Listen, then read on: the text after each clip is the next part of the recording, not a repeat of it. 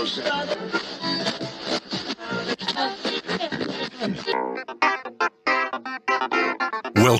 to the John Freakin Muir Pod. Lace up those boots and sling on the pack for a romp through trails, short and long. With your host and Renaissance man, Doc. It's time to embrace the suck. Welcome back to another week on the trail. I'm Doc, and this is the John Freakin Muir Pod. Let's start off with a reminder. If you are enjoying the podcast, take just a minute, help us out, and leave us a review on Apple Podcasts. And if you're not enjoying the pod, well, just go ahead and keep that to yourself. All right, let's get to this week's guest. Folks, we are in for a real treat today because we are talking to a hiker with 45 years of hiking experience. He is well seasoned. It is my pleasure to welcome to the show the host of the Ape Man YouTube channel, Terry Halverson. Welcome to the pod, Terry. Thanks, Doc. I guess it's a good thing and a bad thing to hear that I have 45 years of hiking experience because it means I'm old, but just get it out of the way. I'm an old man, but I might have some wisdom to share. I'm 61 years old, but still getting plenty of backcountry time in. Yeah, as we say on the pod, wisdom comes from experience, and experience comes with a lot of mistakes. So we are looking forward to hearing some tales from the trail tonight. Oh, yeah. Made lots of mistakes in my day. All right. Hey, let's start with the trail name, Ape Man. We go strictly by trail name on the podcast here. So you have to tell us how you picked up the moniker Ape Man. That's a good story because I got that moniker before trail names were really popular about 40 years ago. So what I'm known for is these long appendages. I am a big man. I'm 6'3". And I have extra long arms. So that's where the ape thing comes from. But I was the guy back in the day. We didn't have these fancy bear canister things. By the way, people use your bear canisters. They work really well. I'm going to tell some stories about the bear days before canisters. It was a regular occurrence almost nightly from bears. But if you don't know how to counterbalance, learn how to counterbalance. Check Ape Man's YouTube channel. He has a video about how to counterbalance. So the old days, we used to hang food in trees. So you pull up one bag all the way to the top of a branch, and then you have to tie up the other bag. So it helped to have a tall guy. So it's like, Ape Man, get over here and do the bag thing. So the tall guy had to tie off the other bag and then counterbalance them. So the Ape Man arms were good for bear defense and also for flinging rocks at bears, which was a nightly encounter too. So, yep, that's where the Ape Man came from, and it stuck, and I've had it for about 40 years. It's almost like a superhero power, having extra long arms. It comes in handy. Used in a lot of things, sports and a lot of just life things, but this lanky body's breaking down, but it still comes in handy. All right. Very good. Have you had a chance to listen to the podcast before, Ape Man? I did. I listened to the one with Jason Fitzpatrick from the mile and a half crew who did the JMT trail. And I'll get in a quick story about that right now. The year they did that hike, I think it was 2011. Me and my daughter and another kid, they were kids at the time, we were hiking out at Ray Lakes, just doing a week-long trip. And they don't show this in the movie, but there was 3 solid days of rain where they kind of have a break in a lot of footage. And right around sunset, there was this epic sunset over Ray Lakes. We were the only one there. And Jason and the crew came cruising into camp. And I was thinking, look at these idiots. They're carrying, what is that? Like a full-size tripod? And they had so much gear. Props to that. And we had a long conversation with Jen and Jason and watched the sun go down. And then of course, you know how you meet people in the backcountry, they kind of become lifelong friends. They invited us to their premiere, and we went to a film festival that they were there. And we're actually sort of mentioned in that movie where they talk about it. They killed a dad for his Snickers bars, and they show the Snickers bars in the movie in their tent during, I think it's raining at the time. So I was the Snickers guy that gave them those. So yeah, great people, and much love to them, except for the popularity of the backcountry because of movies like that. And a lot of books have come out. It's crazy how popular the backcountry is right now. Nice. Little claim to fame there for you. Very little. Hey, I only ask if you've listened to the podcast because I want to make sure that you're aware of a regular segment we do called the Pro Tip Insight of the Week. And that comes towards the end of the episode. I will turn to you and I'll say, Ape Man, what can you share with our listeners that's going to make their next outdoor experience that much more epic? Some wisdom, trail magic, insight into, what to prepare for, what to bring to make it better. So don't be surprised when I turn to you. Okay. All right. Hey, another feature we've been doing this season is the must bring gear review. And here's how it works. If you were to let a stranger pack your bag with pretty much generic gear for a multi-day hike, what is the one specific piece of gear you would insist on being packed? And if you've got a particular brand for that specific piece of gear, even better. So, Ape Man, what is your must bring piece of gear? All right. For me, that's an easy one. This kind of depends on the time of the year too, but I do most of my backpacking in summer when it's good weather, is the pack itself. So I learned the hard way. This is part of my 45 years of experience. I've got these, 90-liter packs where you carry the kitchen sink and everything. And that's what we did in the old days. And I've learned I don't need a 6 to 8 pound pack. Plus, I can reduce the temptation of bringing a bunch of crap. My favorite piece of gear right now is the Gossamer Gear Mariposa 60 pack. Now, it's not as ultralight as some of these crazy ultralighters like Jupiter Hikes. That guy's nuts. I like hot food too. Love that guy, by the way. And by the way, shout out to some of your past guests. You've had some amazing guests. That Mike Toffee guy, I follow him. Yes. He is just amazing. I live vicariously through his. I've done some peaks, but not as many as him. And just the guy who did Everest and the South Pole, North Pole. I'm just honored to be talking to you. So I watch a lot of YouTube videos, and I've learned going more ultralight has been life-changing for me. As you know, I have I've had 2 knee replacements, one 3 months ago, and I'm still hiking. And that pack, it's not super small. I can carry a lot, but I can do a week in the Sierra now with food, 35 pounds easy. And it's changed my enjoyment. I'm not doing the death marches anymore. I'm out enjoying things. And I do got to say, I did get that pack for free from Gossamer Gear. Thank you, people at Gossamer Gear, a great company. I didn't ask for it for free. I just knew I wanted that pack and asked them if they want me to do a review, and they sent me a free pack. And I don't do a lot of endorsements. So in fact, I do very few endorsements. You'll probably hear me talk about some products, but I don't endorse them. I buy good stuff. I don't want to be owned by anybody because I like to roam free in the woods, and I like to roam free at the backpacking stores too. So that pack is well worth it. And check out their other products. They make a lot of great stuff. Very good. That's an important piece of gear review right there, because if you limit the size of your pack, you're right. You limit the temptation to pack the kitchen sink and add that additional weight. So it kind of forces you to be judicious with your selection of what goes into that pack. So very nice.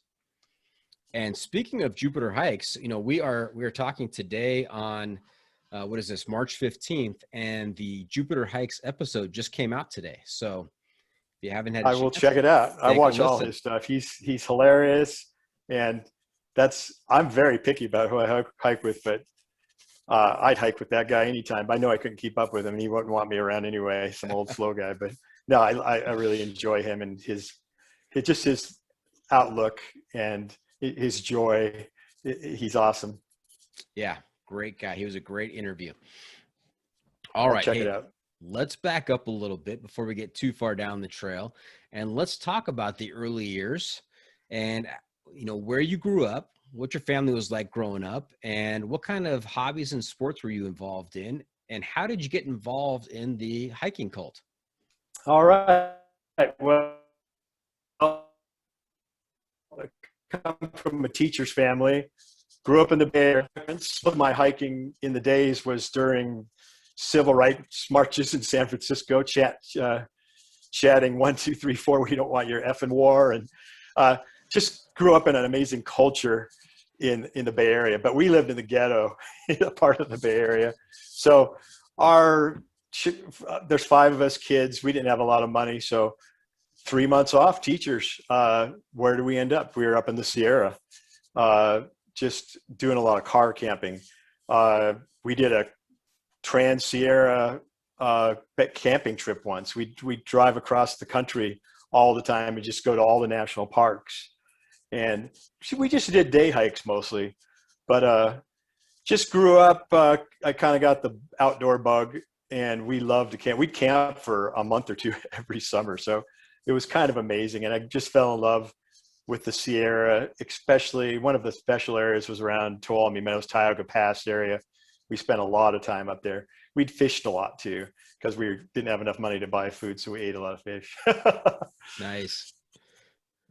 So yeah, sports, when we were home, I did the usual baseball, football, and it took its toll on my body. My sister, by the way, was a 4-year college basketball player, and she just got her first knee replacement also.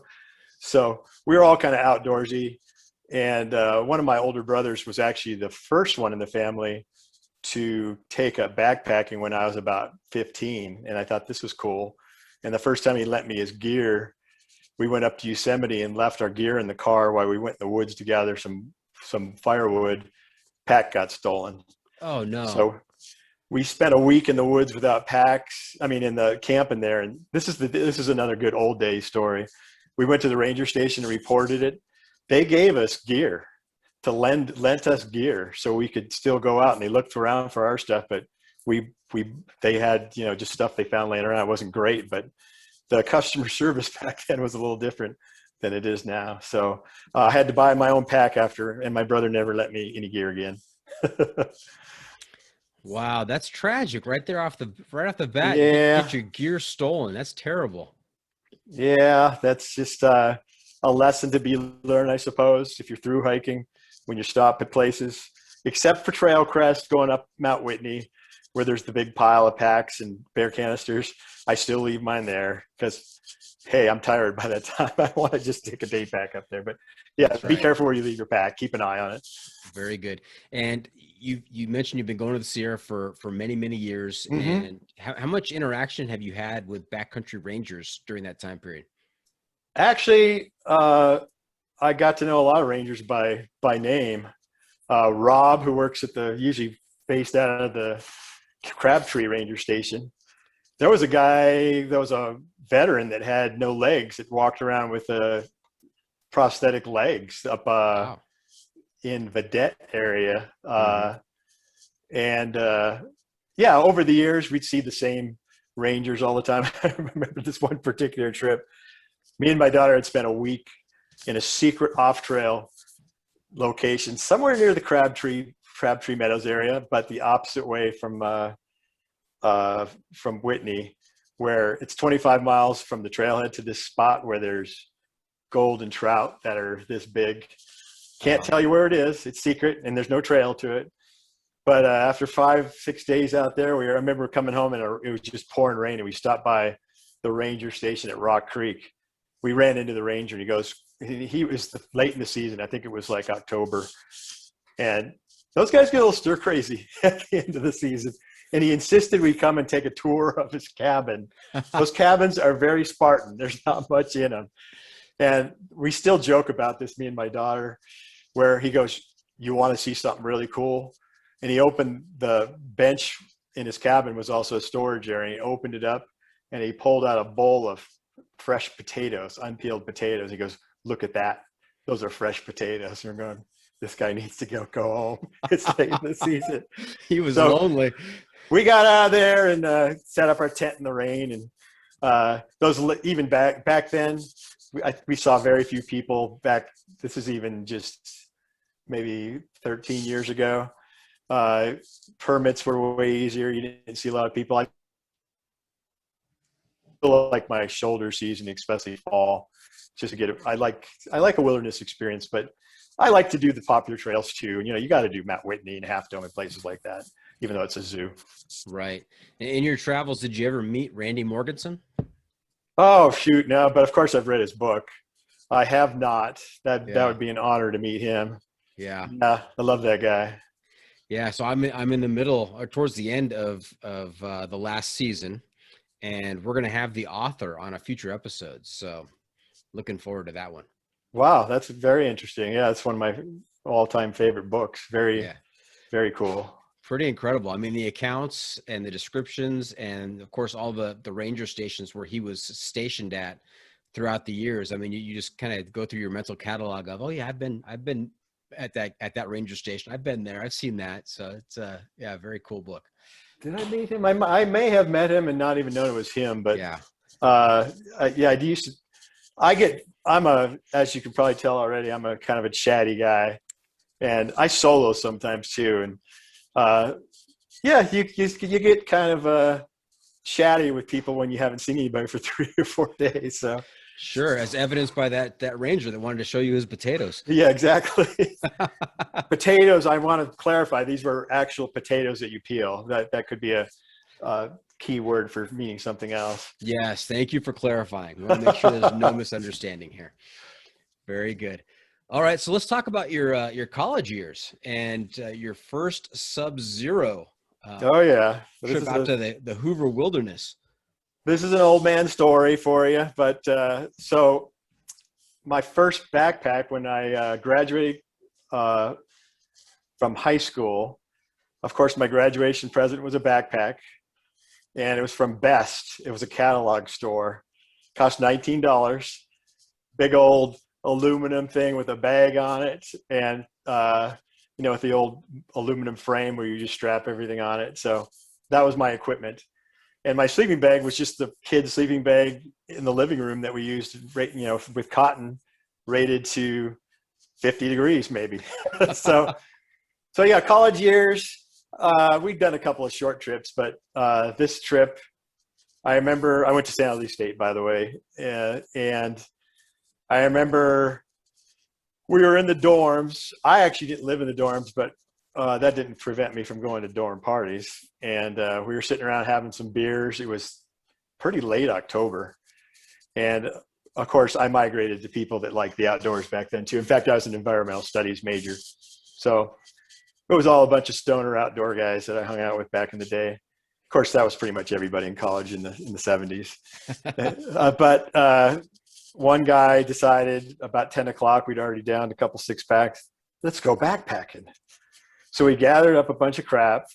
We went into the Hoover Wilderness above Bridgeport. Now, back in the day, this is probably 1980. You maybe needed a permit. We usually got permits. You would just call the ranger station and they would leave it in a drop box. Mm-hmm. But I think this time it was so late in the year we couldn't even get a permit. So parked at the trailhead. Yeah, the ranger said, hey, there's nobody crazy enough to go camping, backpacking at this time of the year. Well, that's why they do it, because people that go at this time of the year are the ones that need rescue, and that's really what the permits are for. But now they're doing it for resource management, obviously, because of the heavy impact on the resource. But So we decided to pick this lake called Summit Lake out of Hoover Wilderness. Not too far of a hike, probably 5 miles, but it's a little over 10,000 feet. It's right on the border of Yosemite, the east side of Yosemite. Pretty barren, windy place. So there was 3 of us. And 2 of the guys had a tent. I was using what I used until I was 30. I didn't own a tent until I was 30 and did a lot of backpacking. I used a 4x8, just regular tarp, and laid on top of that. If it rained, I pulled that and slept on the dirt. In fact, I was going to show you some old man equipment. This was my sleeping pad. It's a good 1/4 inch wide. Yeah, that's the day. They call these Insulite pads. These were cutting edge, really lightweight. Luxury. Our value of about 7. And so that was my gear. And the forecast was for snow, but who pays attention to that when you're 18 years old? So the 2 guys crawl in the tent, and then it starts snowing. And we got about a foot of snow on us. So I just pulled my tarp over me, put every stitch of clothing I had. I'd probably die now. At the end of the trip, we went by the ranger station and asked what the temperature was at Bridgeport. And he said it was just got below 0 at Bridgeport. So we were up a couple thousand feet. So we were probably about 5 below. And I don't know, I just had, and this is back in 1980. I had cotton shirts, cotton sweatshirts, 4 pairs of socks, just put everything in there and shivered all night long. But, we didn't think anything of it. Got up in the morning. We fished a lot in the old days. And I remember casting for fish. It was so cold, I had to knock the ice out of the eyelets of my fishing pole on every cast because they'd freeze up. That's how cold it was. But we didn't think anything of it. Great trip. Had fun. It was just one night. Came back, survived, and went back to school the next day. So that's what we did back in the day. Wow, people were tougher back then because, pulling the tarp over you and wearing just your multiple layers of clothing and having a foot of snow pile on top of you, that's pretty incredible. The snow probably saved me because it had an insulation factor to it. So yeah, it was too high to have a fire too, but in the day, I didn't own a camping stove until I was about 32. But you could have fires all over the Sierra back in the day, but above 10,000 feet, you still couldn't back then. And there was no trees at that level anyway, so we didn't have a fire that night. But our typical trips were several guys around a fire, laying on top of a tarp usually under a tree with our food because the bears would come every night with a pile of rocks so we could defend it. And if it got cold, one of the guys woke up when you got up to piss, you stoked the fire with another log and went back to sleep. So it was simple. And we didn't, as long as we had our fishing poles and some matches and could haul our gear up there, we took whatever we could strap onto the back, and we didn't know any better. And I wasn't uncommon to carry 70 pounds of stuff 10 miles a day. And we were, this was the jock types too. We were tough back in the day, and now I call it tough. It was probably more like stupid, but the gear hadn't come out. It hadn't evolved to what it is now. So I've embraced that in my older age now. That's right. Tough and stupid can be synonymous at times. Mm-hmm. Yep. Very good. Speaking of the old days, here's one. You know what this is called, right? He's holding up a bowl with a handle on it that is curved. I am not okay. Sure what it is. It's a bowl. What are you, 35, Doc? Oh, I wish. Transpose the numbers. All right. The 55 plus guys will know what this is. Okay. This is called the Sierra Cup.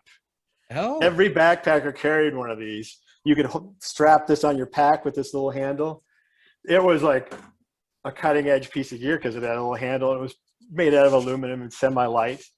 So that was part of the gear. We cooked on fires. We didn't use stoves. Mm-hmm. We ate a lot of fish. And like I said, the camping was around a fire. And we did a lot of backpacking out of Yosemite, out of Hetch Hetchy area. Mm-hmm. And we'd go up to Jackmane Canyon. What was the name of that lake? Starts with a V. But anyway, there's some really good fishing lakes back up in there. But we were always wondered why the bears were so aggressive there compared to other places. And I don't know if you've ever seen the bear traps that the rangers used to put up. It was basically a big old piece of culvert with a trap door on it, and they'd throw food in it around the campgrounds in like Yosemite Valley where the bears became a problem. Uh-huh. Bears would go in there, they'd catch them. The culvert was on a little trailer. They'd haul the bears up to Hetch Hetchy, which is in a more remote area of the park, dump them there. So these are the most experienced thief bears you could imagine. So I remember one trip going up there. One of my buddies woke up in the middle of the night screaming. We're going, what the hell's wrong with you? And this is when we're sleeping on top of our tarps. A bear was licking his face for the salt probably on his face. Uh-huh. And another trip I did a solo up there. This is how we rolled in the day. I played a lot of softball in my 20s and 30s. That's another reason I ruined my knees. So we were in a tournament somewhere like in Modesto or something, somewhere close to the foothills. And we got knocked out of the tournament on Saturday. So I just loaded my gear. And I said, I'm going fishing up at our spot up at a Hetch Hetchy.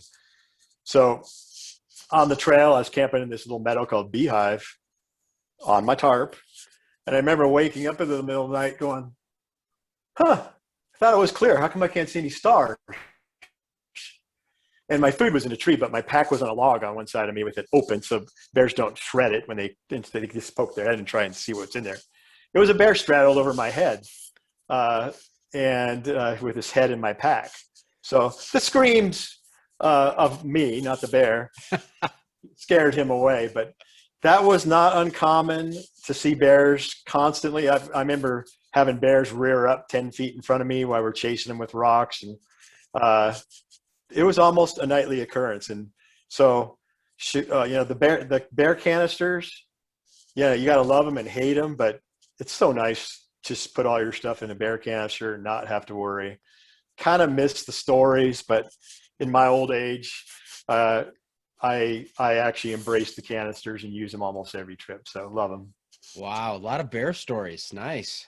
Oh yeah, it's a pleasure to see them. Now I see them still, but usually when I'm hiking during the day, you'll see some stroll by or maybe just come through camp. But they were conditioned to see a human.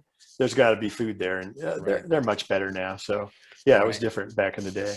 So the Rangers with their capture and relocate system with the bears, they inadvertently kind of produced a gathering of bears up in the Hetch Hetchy area that were very experienced with getting food from backpackers, huh?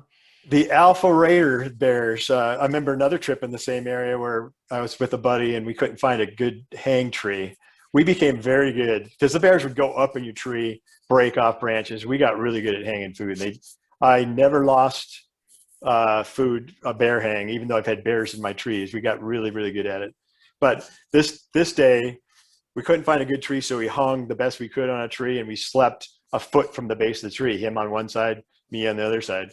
Sure enough, we wake up, there's a bear up in our tree. So a few well-placed rocks, and we figured we were conditioning the bears to associate people with rocks instead of food. And yeah, it worked. Nice. Now I have a note here on my outline that you actually camped on top of Half Dome. Oh, yes. Okay. This is an example of the way the resource is overused compared to what it is now. So this was my college crew days. Mm-hmm. And one of my buddies, let's do Half Dome. And he said, sounds great. Let's just, it was legal, by the way, back then around, I think they probably changed it about 1985. There used to be 5 trees on top of Half Dome. Idiots cut them down and burned them and had campfires up there. But you didn't need a permit to climb Half Dome. You needed a permit to stay overnight. So you went up the Mist Trail, and there might be 50 hikers during the day that would come up, if that. When you're on the cables, there'd be maybe a couple other people. So we climbed up there, set up a camp spot on the top. There was one other group up there. This is in summer. It wasn't that big a deal. I mean, it wasn't a bucket list thing. I think it's social media. So sure, that became kind of a thing for me. I couldn't wait to get my daughter up there. We didn't camp up there, but by the time I got her up there, you had to have a permit. Mm-hmm. Have you done Half Dome? I have, yes. Did you have to wait in line at the bottom of the cables just to get on them? Yeah, we kind of waited at the bottom and just observed the spectacle of people going up and coming down and no kind of traffic pattern. It was just complete chaos. I've learned to have fun with that trail because you'll see people on the hike from all over the world with totally ill-equipped that shouldn't be there. Most of them do get up there, but we always just kind of laugh at the people. You go, are these guys going to make it? And sure enough, you see them up there. And a lot of them don't even speak English, but it's just kind of a worldwide iconic, awesome place. Then there's the picture you can get. I'll send you a copy of one with my daughter sitting on the ledge of Half Dome with her feet hanging over it. That's right. Over her edge. That's probably why I'm not married to her mom anymore.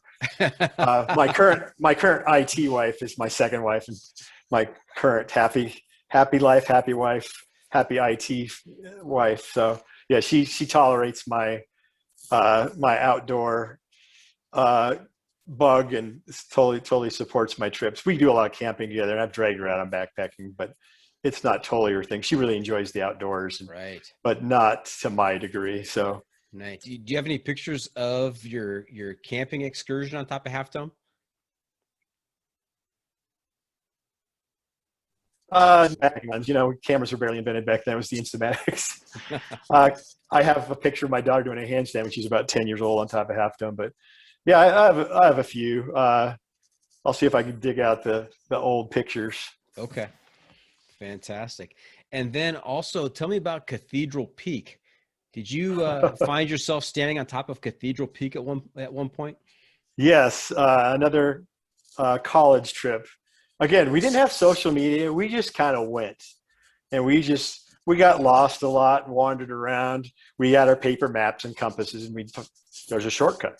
I think we started at Sunrise Lakes, and one day we just started wandering off trail, and we go, look at that cool peak over there. We had our full gear. We'd camped the night before, a couple nights, and we went for it. We didn't even know it was Cathedral Peak. I learned that later, and I think there was 4 of us, and we got up to the top, and then there's a lot, like it's probably a class 3, the last little bit of that peak. Mm-hmm. So 2 of the guys said, screw this, we're not going to die on a backpacking trip. But 2 of us crawled up there, you made the other guys, we made a chain with bodies and climbed up and bagged Cathedral Peak back in the day, and never saw another person. And then we ended up hiking down to Cathedral Lakes and out down to the valley after, and a couple more days. But yeah, dangerous, dumb things I would never do now. But you're in college, a lot of testosterone flowing through the veins. It's amazing I survived. But now I do a little, not that much. I'm not a guy who plans ahead. We would just kind of go for it. But I always carry maps, and I still bring paper maps with me. And I love all trails, and I still do some off-trail stuff, and that stuff comes in handy. I have a spot for safety. It's really for my loved ones back at home, not for me. But I have people that rely on me now. Back in college, I didn't think it mattered if I died, I guess. But yeah, Cathedral Peak, that is pretty. That's pretty nervy. I mean, it is pretty daunting. I hadn't realized that anybody had summited it until I talked to Toffee on the podcast, and he pointed out that, I think John Muir actually made the first ascent, and he did it as well. So there's a way, there's a crack, and I think I had to change my underwear after, but I was scared shitless, but I wasn't going to let my friends call me a pussy. But yeah, I'd rather die. I told you we were idiots. Very good.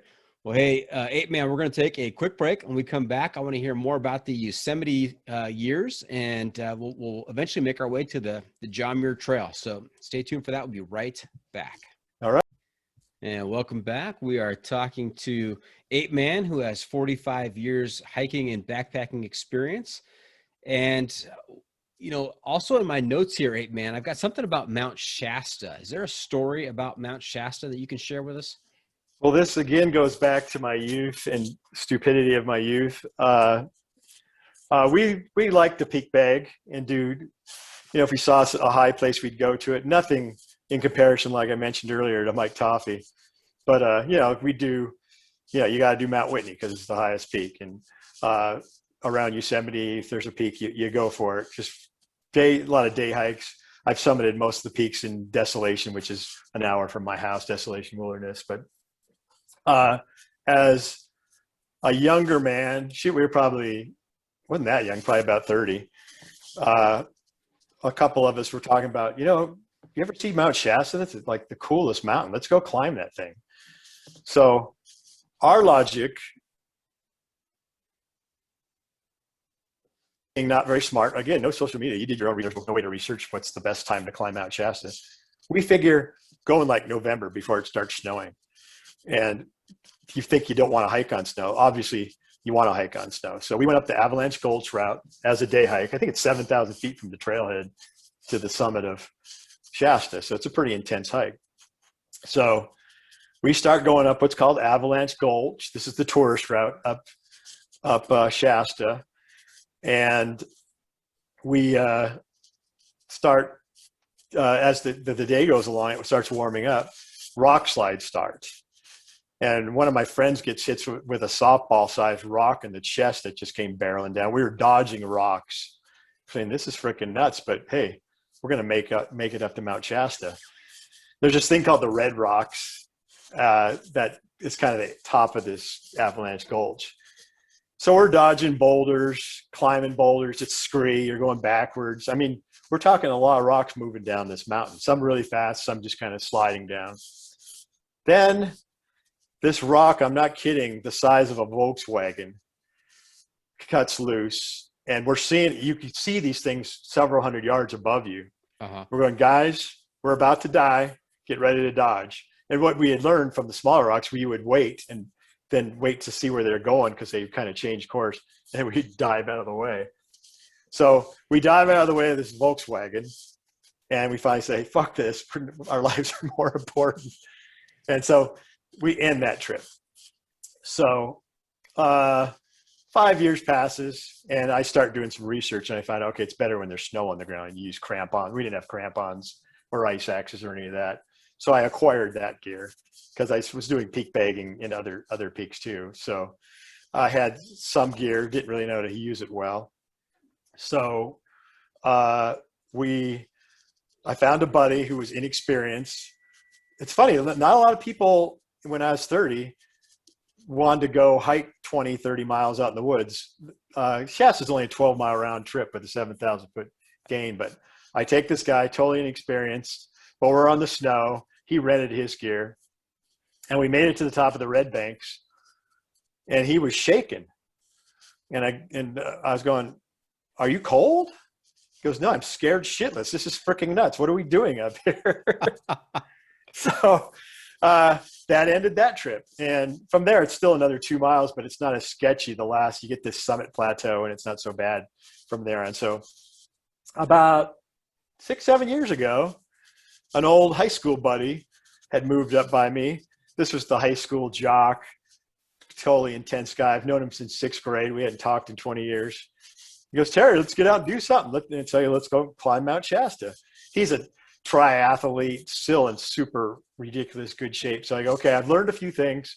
We're going to camp halfway up on the mountain in the snow. That's the way to do it. So you don't have to bite off the whole thing. So we went up halfway and camped and slept, got a few hours of sleep, got up at 2 a.m. And you're in this little camp city. This is the way everybody does it. So all these youngins, we're like 55-year-old guys. They're all just booking up the mountain.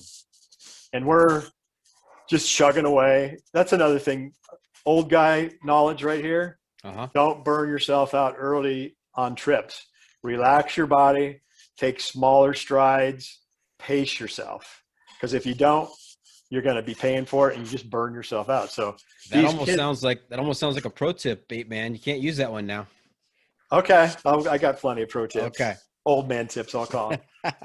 So we're seeing all these headlamps way out ahead of us. And my buddy's this cyclist guy. So we're about halfway up this avalanche gulch. And I'm starting to struggle. And I'm not used to being the guy that's struggling. This guy's just a stud. And he pulls out his secret sauce, cycling, electrolyte recharging goo. And we're dumping that in water. And we're just chugging along. Pretty soon we just passed everybody. And these were like 20-year-old kids. They just burned themselves out. We were the first ones on the summit. We were up there for about an hour before anybody else came up. So shout out to the old guys. Old guys rule. Tortoise in the hair story right there. But coming down, I did have to self-arrest. And luckily, by then, I knew how to use my gear. A lot of people don't know how to use the gear when they do things like that. It's another bucket list item. So make sure you know how to use your gear. Finally got Shasta off. But a lot of fun. Place. It's something me and my girlfriend, some of our first outings, decide break, and my girlfriend's before I decide to marry him. We'll go camp out under Lassen or Shasta or on the ocean, and she loves it there too. And it's kind of a sacred place. In fact, to the indigenous people, it was considered a very sacred place. That's a very special place. So. Yeah, you talk about self-arresting. I remember reading a stat somewhere that with mountaineering, most of the accidents, I don't know if it's like a 65-35% happens on the way down. Yeah, that's true, because you're tired. Yeah. And you get your muscles are sore, and you get that trailhead fever. And one of the reasons when you're going uphill, it's easier to self-arrest when you fall on your stomach instead of your back. the urge is to put your crampons down. When you're at high speed, you want to put your legs up in the air because those crampons catch. That's when you get a serious injury. You put your crampons up and then you roll over with your feet up in the air and dig in your axe. And I saw a lady fall at the top of the Red Banks and slide 2,000 feet down the mountain. Nothing serious, but she was pretty bloodied up. And I remember a bunch of hikers came around and put their coats around her while she stripped off all her shredded clothing and bandaged her up. That was the end of her day, but she was able to hike down. But yeah, it's no joke. So safety. I tell these stories, please, people, if you're young, learn. I'm lucky to be here, and I didn't have any serious injuries. I survived, but there's no use doing that stuff. But it was fun. It's a good story. It almost seems like we should have started this episode with a disclaimer. Yeah. Don't do as I did. Learn from my mistakes. So that's right. Good. Very good. And sliding 2,000 feet. I don't know if I'd be more upset about the road burn or the fact that I just lost 2,000 feet of altitude. Yeah, exactly. Well, she didn't have her ice axe around her wrist. So when it slid off, and then she had no way of self-arresting. So rental gear, didn't know how to use it, but she was fine. She lived to hike another day, or maybe she never hiked again. Yeah, could be. So let's, that was quite a story, quite a few stories from Shasta. That was great. Thank you. Beautiful area. Let's head back to Yosemite. Any more stories from Yosemite? Yeah. So back to the family camping days. Dad was a father of 5 kids, very busy man. Truthfully, he was kind of an asshole when we were kids. He just yelled at us a lot. Get out of his face. But when he retired, by the way, I just retired 2 months ago. Congratulations. Thank you. Retired. And I'll be 62 in 2 months. And you know what that means when I turn 62? Come on, tell me what that 62 means. That means a regular paycheck coming in from Social Security? Yeah, better than that.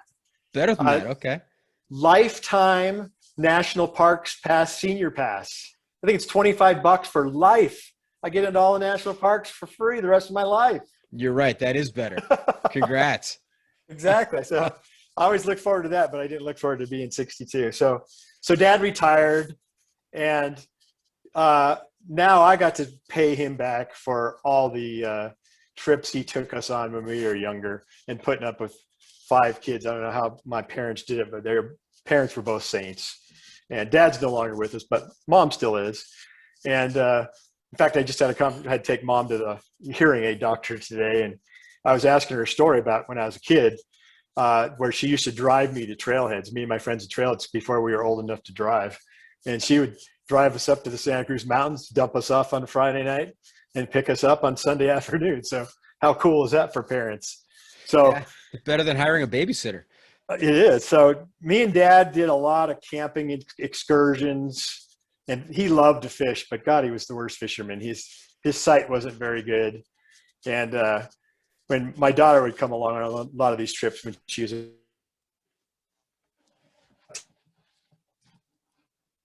years old too, and when he'd go to the house, are we still connected here? Yeah, okay.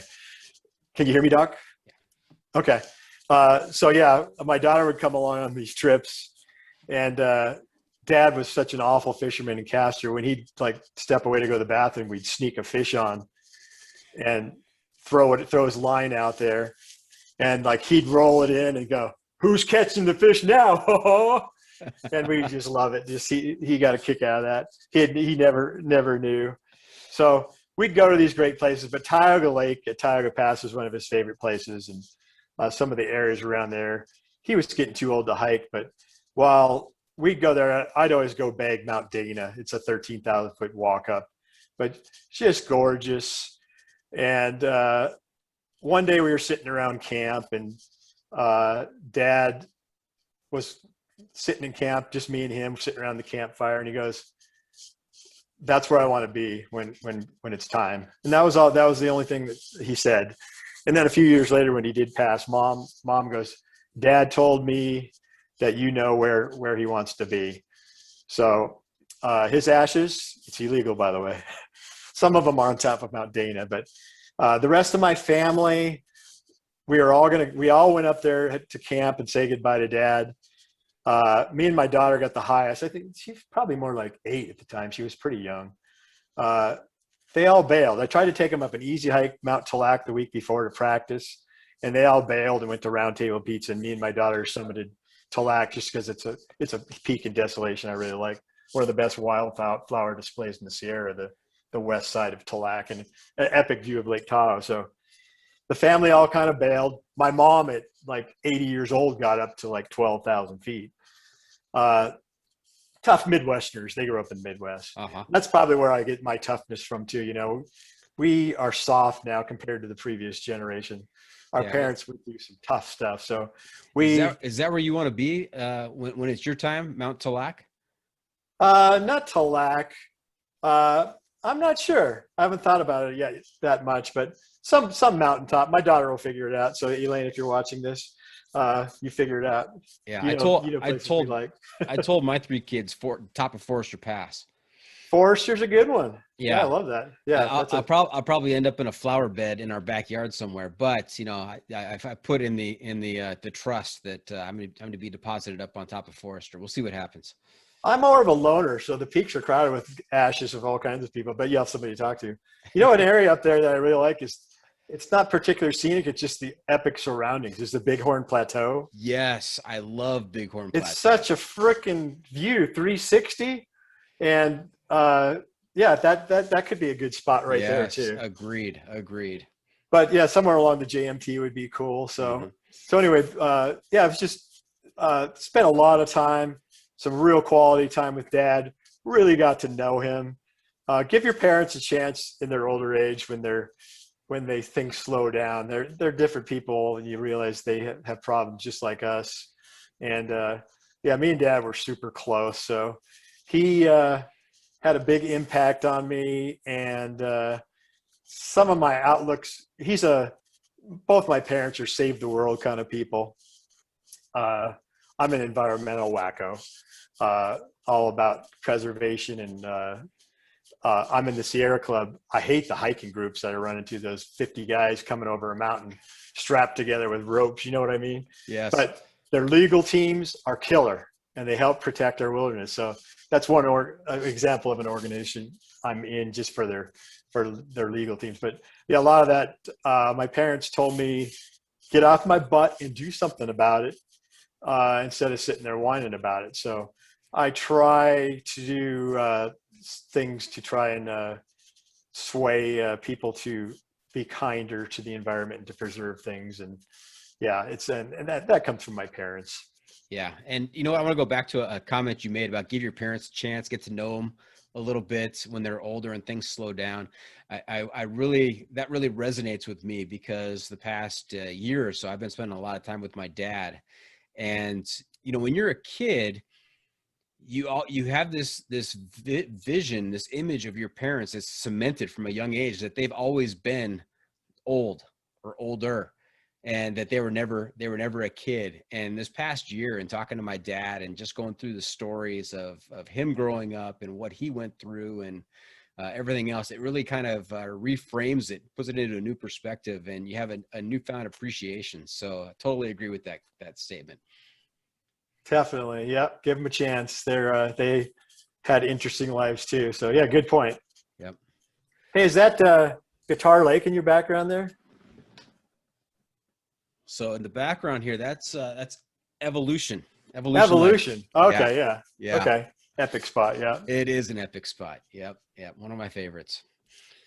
All right. So, hey, speaking of Evolution Lake and, Forester Pass and Bighorn Plateau, let's talk about the JMT. All right. How much experience have you had with our favorite topic on this podcast, the John Muir Trail? Been hiking sections of it for probably 25 years. Never even thought about doing the whole thing. My daughter's first backpacking trip was Tuolumne Meadows to Thousand Island and Garnet, and then back out to Reds. Then we did a week trip up to Kersar out of Onion Valley. Mm-hmm. Oh no, we did Horseshoe Meadows. I took her and her boyfriend at the time up. We had to climb Mount Whitney, mm-hmm. and we did an Onion Valley. oh no, I think I just took her on that one, but we did another trip out of Onion Valley, and then came up to Whitney from there. Back then, you could actually get an exit permit.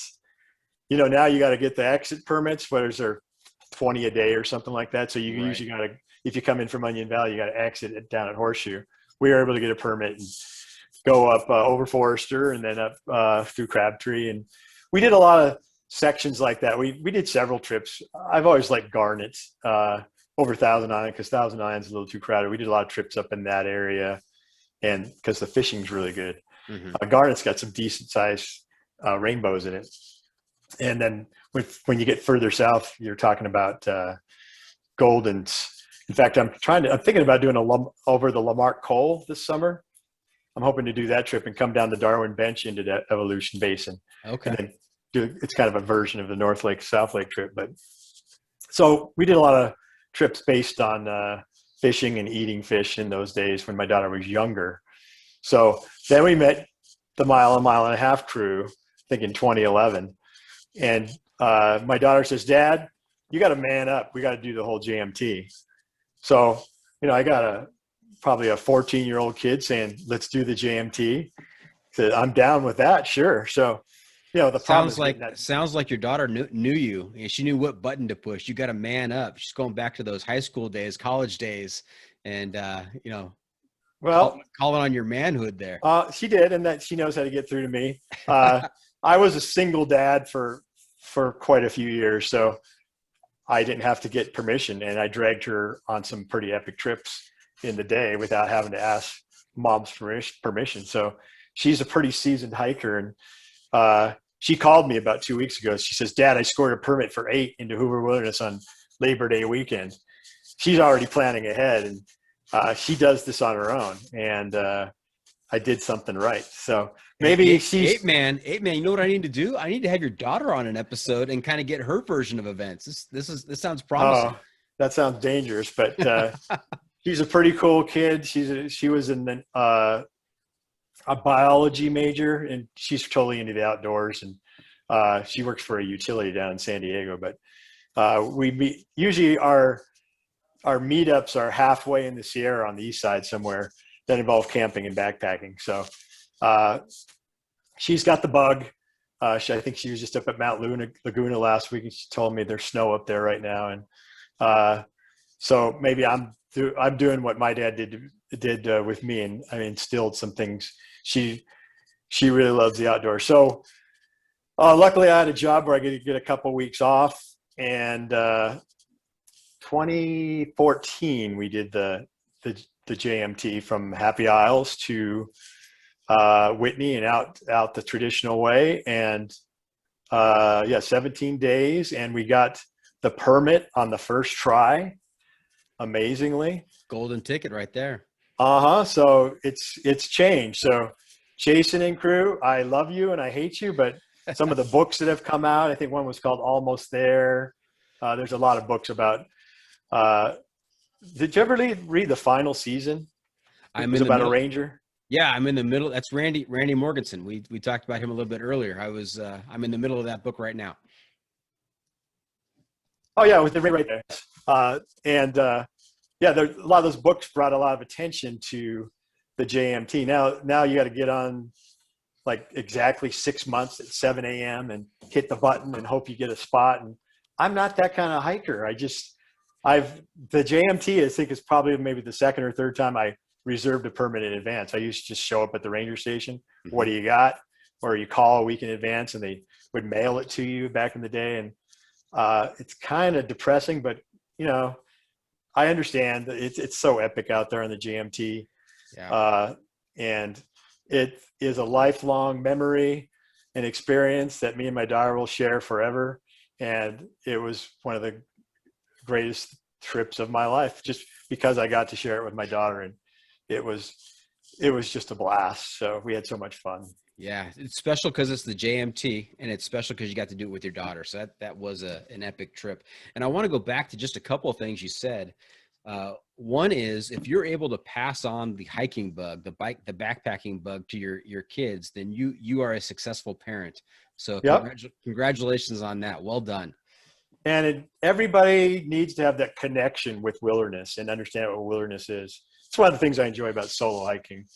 When you're out there just on your own, and it's something special about it. And it's a spiritual thing for me, and I just love it. And I'd like as many young people to experience, but go to experience on a different trailhead than mine. But no, it will make people think differently about the world and their part in it and where we fit into it. So yeah, me and my daughter have got to share a lot of those moments, and I seem to have got instilled that wilderness feeling in her. So good job. There you go. Very good. And then also this bit about fish and catching your fish and cooking your fish. You have to share with us what is your procedures for cooking the fish. Are you carrying a cast iron skillet out there? Are you roasting them on a spit over the fire? How does that work?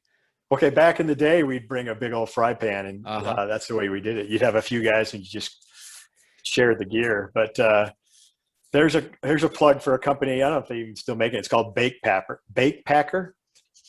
It fits into a pot about this big, and it's just got cells. You can do it with rocks in a pan too.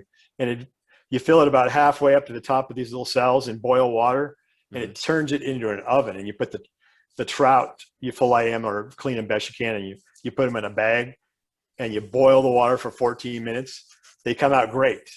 It's pretty fuel intensive, so you got to bring a lot of fuel, or we used to cook them over the fire, like you said, on a pan, but I've learned to transition, and I'm very Spartan in my gear is very Spartan, but I'm very comfortable, and helps to have disposable income at an older age. And I've been able to hit the cottage companies up and get some really good gear and still be comfortable and be light. So my daughter is still using my hand-me-downs and what she can afford though. So we're still building up her kit. Right. And what was your base weight for that 2014 trip? Oh God. When we got out of, we probably about 40 pounds. This is pre-ultralight days. Right. So I remember leaving Muir Trail Ranch. We resupplied at Muir Trail Ranch, and no more resupplies. We didn't want to do any other side trips from there. And I think my pack was 50 pounds and hers was 40 pounds. And she's a pretty small girl. Her trail name's Monkey, by the way. Monkey. Ape Man and Monkey. That's so nice. Very good. She's not a complainer, but she only cried once on the John Muir Trail after one of those 15, 16-mile days where it was just early in the trip. We hadn't got her trail legs yet, but she tried to hide it from me. But she's just a tough kid. All right. And has Monkey shared with you over the years what some of her favorite moments were on that 2014 hike? The end. No, she liked a couple of our favorite places. She really liked Muir Pass, of course, Forester, and we've always liked Guitar Lake, and let's see, the burger at Tuolumne. She made me, for one of my birthday presents, she put together a photo album of of every day and how the mileage is every day, and a bunch of pictures of every day. And the Tuolumne Meadows says, "Enjoyed a cardboard burger at Tuolumne Meadows."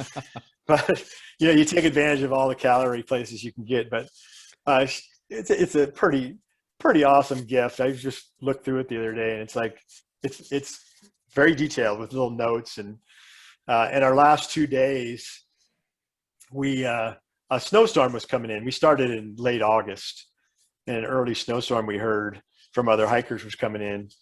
And when we summited Whitney, there was just starting to get some snow flurries. So we cut off our last day, and we did 2 20-mile days our last 2 days. So we camped in Middle Vedette, and we exited at a trail crest in 2 days from there. So wow, pretty good haul. That is. And we camped in Crabtree next to Rob Pulowski's ranger station. And we got up at, he came out and chatted with us. We were telling him our plans. He goes, "Man, you guys are nuts." But he goes, "Yeah, there's a storm coming in." So we slept for about 3 hours, got up and ate some instant mashed potatoes and the very little bit of last food we had, and got up at midnight and hiked up by headlamp up to Whitney. We had planned to spend an easy day at Guitar, catch some fish and eat them. We had saved some fuel because Guitar's got really easy to catch fish in too. And we kind of like that place, even though it's a zoo, or the Tarns up above. But we hiked from Crabtree to Whitney and out. And she was just excited she was scared of the weather. She doesn't like the bad weather. And coming down the 99 switchbacks, she started getting really wobbly. And she was saying, "Dad, I feel like I'm drunk." And I go, "How do you know what feeling like you're drunk is?" And we kind of both bonked because we had pushed it so hard. Yeah. So we just kind of collapsed at the bottom of the switchbacks, took a nap, pulled out some candy and what other food we had left over and scarfed that down, and woke up and we were able to make it out and hitch a ride down to 395. And we checked into a motel and scarfed a bunch of food. So nice. Lifelong memories. And it's a bond we'll always share. I mean, everybody should try and do an epic trip. It was just me and her too. So great trip and great memories. Now, Ape Man, you left at midnight from Crabtree. Was that to have a sunrise summit of Whitney? What was the timing on that? Well, we actually purposely timed it so we could be out when there was no moon. And this is another thing that people probably not a lot of people have experienced, especially as flatlanders. At night, the stars can be so bright up at 13,000, 14,000 feet. You can actually see by starlight. It actually lights the way for you. And I'd been up that trail a few times, so had she, and we knew the way. So we hiked a lot of it without headlamps. Once you adjust, and just shooting stars everywhere. Like every 30 seconds, you'd see a shooting star, and nobody else on the trail. And it was amazing. We didn't quite make the summit at sunrise, but we got pretty close, and we shared the summit with one other guy. Nobody else was up there yet. And just a great way to cap out just an amazing trip. Yeah, it sounds very similar to the experience of me and my son, but we actually ended up camping just underneath the Trail Crest sign. And that's an uncomfortable spot. Yeah, I had to haul our water up there, but we set up our tent. We got there about 5:30 or so. Nice. And we got up to the top of Whitney for a sunset summit, and there's only one other person up there at the time. Oh, very cool. It was epic.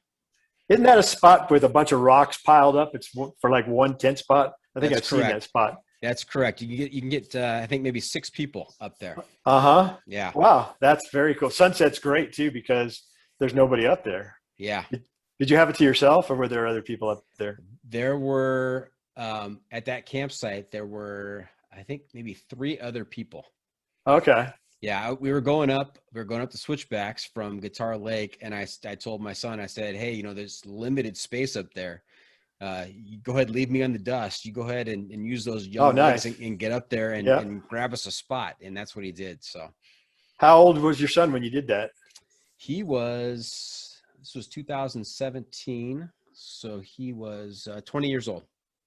Nice. And the other reason you'd want to do that, you did that during the day, but I've always done it at night because it's discouraging to see that slope just in front of you, and it just takes forever to get up to that trail crest. Right. But, yeah, and you say hiking by starlight. I wish I could do that. I haven't seen too many stars because I'm always out before hiker midnight. I'm always I'm wiped out. I hear you on that. You got to be you got to do it when the moon's not out too. But on that trip, I used a Z-Light pack. I mean, a Z-Light pad. The ones that fold up like an accordion. Trying to be lighter, and I slept awful the whole trip. There was one night my daughter let me use her blow-up pad. It was the only night I slept I slept good through the night. So that was the day that I pissed blood on the trail. Oh, so I learned about this. Is another thing I learned about. When you get dehydrated, a lot of marathoners have this problem. If you don't stay hydrated enough, your bladder walls rub together and slough off. I thought I was dying or something out there, so I was pissing blood for a day. So I didn't tell my daughter, of course. I wasn't going to cut the trip short. So it was kind of shocking to look down at that rock, and it was like not pale blood; it was bright red blood.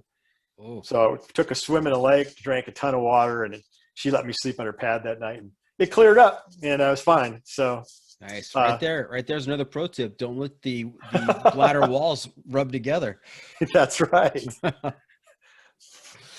Very good. Hey, Ape Man, you've had, you said earlier you've had 2 knee replacements. Uh-huh. And one as recent as 3 months ago. How is the hiking life with knee replacements going? Well, a lot of people get knee replacements because they want to be able to walk. I got knee replacements because I want to be able to backpack. So I tore an ACL playing softball at about 30. And that knee, I milked it along, had a meniscus clean out, taken all kinds of anti-inflammatories and injections, cortisone, and milked it for 20 years and 25 years. And finally, a surgeon said, you got to get a new knee. And actually, I went in and got an MRI, and the doctor came out and said, I've seen better knees on guys in wheelchairs. You got to replace this knee. I mean, it would just balloon up on trips. Mm-hmm. Hikes involve stopping at lunch and soaking it in a cold lake, and at dinner, soaking it in a cold lake or stream. So got it replaced. I was a little worried about it. It was fine. 6 months later, I went backpacking. And that was about 3-4 years ago. And I just had the other one done 3 weeks ago. And if you go to my YouTube channel, you'll see me out snowshoeing 7 weeks after my replacement. And my snowshoes broke, so I had to post hole in a couple miles. And yeah, again, I told you I'm stupid and stubborn. It hurt a little, but if you move around after knee replacement, it's fine. So now I got 2 really solid knees. They don't quite bend as much. I did an off trail with some buddies 2 summers ago with a lot of climbing over rocks and stuff. It was a little tougher for that. I got to kind of crawl over stuff where they can step over. The flexibility is not quite there, but they're strong, no pain. If I had the time, I could do the PCT. Maybe not this year, definitely not this year, but who knows? Maybe it might be in my future. These surgeons are good. And now that I've had 5 surgeries, and now I'm done. They're good to go. My hiking poles are a very close friend. Downhills are a little rough, but I can still pump out a 15-mile day if I have to. And yeah, there's some swelling and stuff, but hey, I'm 61 years old and I'm just happy to be able to get out in the woods. Nice. So with the 2 knee replacements, you're ready for the next 45 years of hiking. Well, they say they wear out in 20 years, but we'll see about that. Okay. And if you do the PCT next year, you have to agree to come on and tell us some stories from the PCT. You might read about in the paper the 62-year-old dies on the trail, but I'm going to try to make it. But yeah, that'd be great. It's something I'd love to do. And hey, you mentioned your YouTube channel. Tell us a little bit about what people can expect to find on Ape Man's YouTube channel. Okay, well, originally I made a video of me and my daughter's hike. That was kind of my first serious YouTube video. And it was for friends and family. And surprisingly, like thousands of people watched it and loved it. And I was kind of surprised by that. It was just, I just did it for fun. And it was my first time using iMovie, and it's not great, but it's got a great content because it's the JMT. So it looks beautiful on film. I think it's like not the highest quality either. This is 2014, but it got very popular. So I learned some tips about how to get the permits. And so I started doing some how-to stuff and trying to help out other hikers. Part of it to share my old man knowledge, but part of it to try and get people to hike responsibly, because I started having to pick up aluminum beer cans and garbage and seeing those toilet paper flowers everywhere. And nothing pisses me off more than that. So I started trying to do some how-to videos, and I'm not super famous, but I think I have 3,700 subscribers right now. And I also did my my knee replacement journey and how that relates to my outdoor ventures too. So those are actually quite popular. So I try to share some fun hikes, some how-to stuff. I even have some stuff on gathering wild edibles, or there's some gear stuff on there, but it's not the super high tech, here's my gear checklist with, 13.62 ounces and they weigh everything. Mine's more go ultralight. Here's some good tips on gear to use, but use what's comfortable. And, obviously everybody can't afford your $12,000 gear list to be 8 ounces on a PCT hike. But so it's sensible. It's fun. As you can probably see, I'm kind of goofy. I'm not high, by the way, but this is how I am. And people seem to enjoy my stories, hopefully, for your channel's rating's sake. Nice. I've seen a few of your videos, and they are entertaining. So I encourage our listeners to go over and take a look. Hey, Ape Man, let's do an impromptu top 5 list real quick here. And since we're on the JMT, let's talk about can you give me a list of your top 5 locations on the JMT? All right. Let's go most epic first. Okay.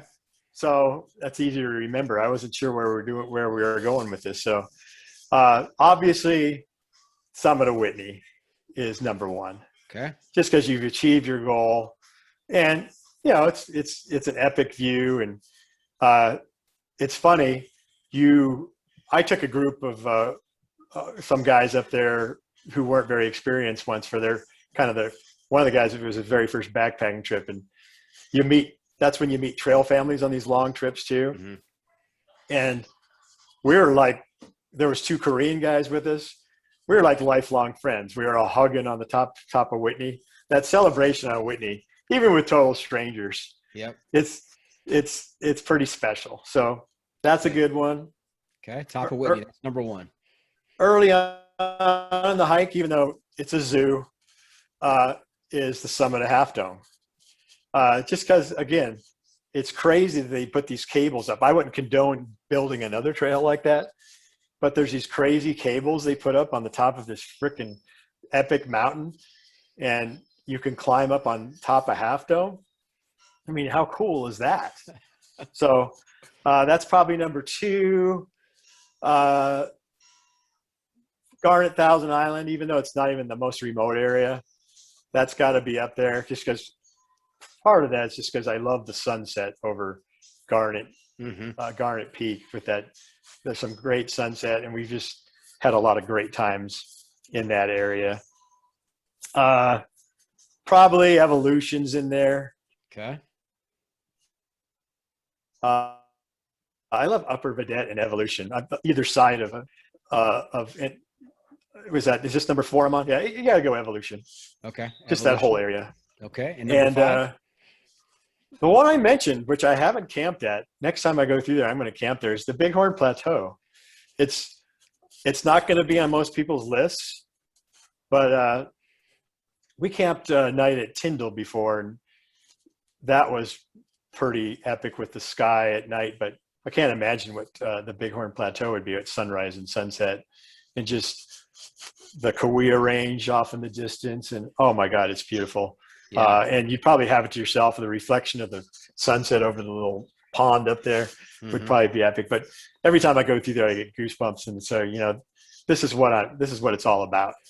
The high country and just the views. And yeah, my buddy Chopper, he got a permit to do the southern half of the JMT this summer. He invited me along, and I quickly accepted.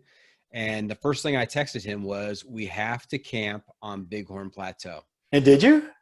So it's coming up. It's you are? Okay. Yeah, awesome. It's the very end of July and the first week in August. If any of my listeners want to join me out on the trail or have a chance to interact, that's when I'll be out there. But I told them, that was the first thing I said, we have to camp at Bighorn Plateau. Good call. And you learn that as a seasoned backpacker that's one of those special areas. Yeah. You think it's one of the areas you blow through during the day. And right. That's kind of the big regret on the JMT. You got to get your miles in. Yeah. And you pass through some like special places that you really want to stop at. But yeah. Hey, Ape Man, you know where we are? You tell me. Where were you, Doc? We are at that point in the episode where I turn to you and ask you for your pro tip insight of the week. What do you have for us? Something you can share with our listeners to make their next trip that much more epic. Okay. Some more old man knowledge. Pro tip. It's not exciting, but this is a great tip. And if you haven't suffered from chafing, you're lucky. It's common from having shitty gear, cotton underwear, where you get wet and you hike 20 miles. Your inside of your thighs chafe and sometimes peel and get bubbles of blisters, and it's miserable. So my pro tip's going to be underwear. Get some good quality. I like the merino wool underwear. They dry from the inside out. They keep you nice and dry. Get the little longer ones that go down below your inner thighs. I know your viewers probably don't want to talk about my inner thighs, but they are just fresh as can be, even after a long day's hike. But the underwear tip doesn't stop at the underwear. It also goes to socks.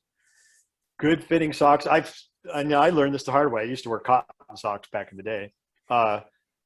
Good tight fitting socks that don't get wrinkles in them. Again, good that dry. I don't have a sponsor, but darn tough socks. Swear by them. I don't get blisters from them. I've popped too many blisters, bled too many times, and struggled on long hikes. Underwear. Trust me on this. Get some quality underwear. Don't be surprised to spend $50 on a good quality pair of underwear. If you're like me, you'll wear them for 17 days straight and smell pretty bad. But you go swimming in them to do the laundry on them. But get some good underwear. Maybe get 2 pairs. Nice. Rotate them, and then you can turn them inside out. You get another day out of them. Ape Man, a little bit too much information there, but we appreciate it. You want to take care of those inner thighs and potatoes. Keep the potatoes happy. Keep the potatoes dry and happy. Avoid the chafe, avoid the blisters. Right on. Very good. Thank you. So there you have it. That's it. Season 2, episode 18. Hey, I got one more thing. One more thing. Oh, go right ahead. I want to talk about one more thing that really adds to my enjoyment of my trips. Okay. And that is trees and flora and fauna. I'm an arborist. I'm a certified arborist. And one of the things I learned that really enhances my trips is I learned all about the Sierra trees.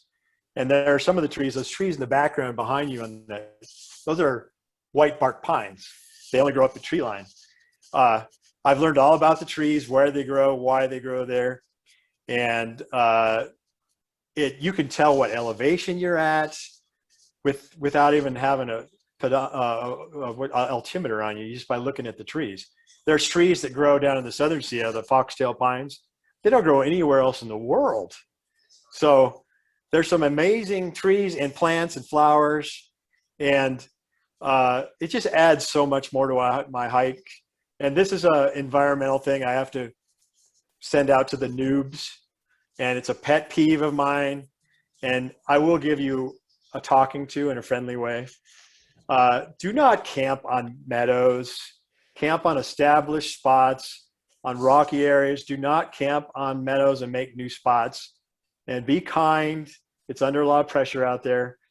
But I highly recommend learning more about the plants and the trees. And it really adds a lot of enjoyment to my hikes. And be kind to the nature that is being so kind to you and allowing us to enhance our lives as it enhances.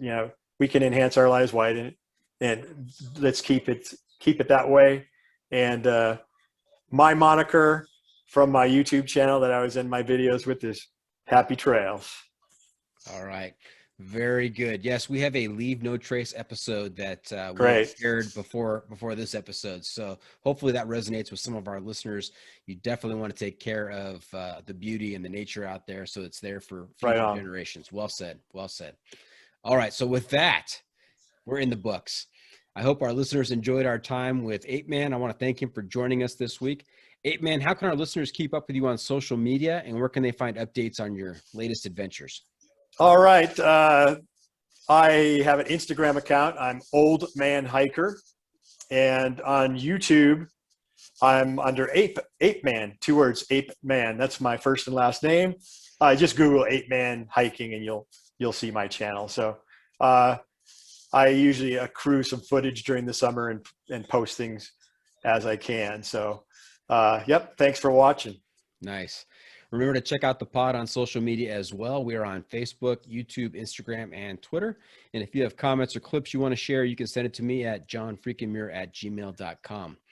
Ape Man, I'm also looking to you to share a recommendation for a book, a movie, a documentary, or a website that will keep our listeners connected to outdoor adventures. We're calling this the Outdoor Adventure Media Recommendation. What do you have for us? Well, the Randy Morgensen book, the last season, the final season, epic book, very interesting. Not a well-known book. And I'm going to share a tree book. Okay. That's called Conifers of California, by a guy named, he's a biologist named Robert Lanner. Conifers of California. It'll get you on your way to knowing all the Sierra trees and making your hikes that much better. Very good. And before we wrap things up, I'm starting a new segment called What Have I Not Asked You That You're Dying to Tell Me About? Did I miss something in the interview? Okay. Well, I butt in and put in my tree stuff. So, no, I think we covered it. Okay. There's lots of, I could go on forever about different trips and this and that, but that's for another day around the campfire when there's a lot of time and a little of that to enhance the stories. But it's edibles now, by the way. That's a sleep enhancer, by the way. It sounds like another pro tip. Recently found its way in my pack, more for the sleeping part of it. It helps me sleep. So I'm not a heavy indulger in that product, but hey, out in the woods, who's asking? Got it. All right. Well, that's a wrap from the John Freakin Muir studio. Any shout outs to friends and family, Ape Man? Other than Monkey, you've already given her a shout out. Yeah, I just want to thank my wife, Jody, for putting up with my obsession. It's pretty much all I talk about or all I do is either hike or talk about the next hiking trip or when the next time we're going to get out in the woods. I think I'm going snowshoeing Wednesday. So if things go good, that's my next outing up in Desolation Wilderness. So, but yeah, friends and family have always been supportive of me and indulge me by pretending they like my story. So hopefully some of my stories resonate with your viewer. Absolutely. At least you have friends and family who indulge you by pretending to like your stories. Very good. Yep. Thank you. All right. Thank you for tuning in. Always remember the trail is the trail. It doesn't care if you want to go downhill. It doesn't care if it's almost dark and you're looking for a campsite. It doesn't even care if you're halfway up Mount Shasta and you're dodging Volkswagens. The trail is the trail. Embrace the suck. All right. Thanks for having me, Doc. Happy trails, everybody. Happy trails.